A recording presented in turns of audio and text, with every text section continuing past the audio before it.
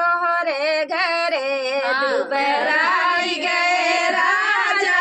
तोहरे घरे दुबराई गए राजा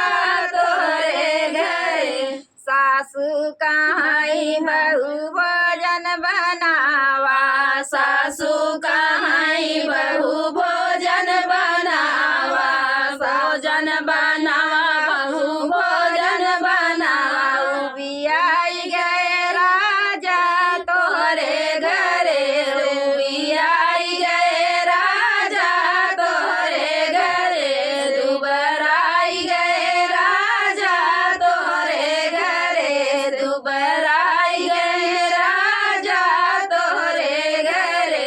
जेठनी कहाई छोटी बरतन माजा जेठनी कहाई छोटी बरतन माजा बरतन माजा छोटी बरतन माजा उबियाई गए राजा तोहरे घरे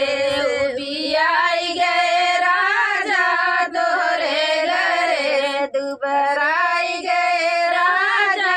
तोहरे घरे दुबराई गए राजा तोहरे घरे देवर कहाई भाभी बड़ी निकला देवर कहाई भाभी बड़ी निकला बड़ी निकला भाभी बड़ी निकला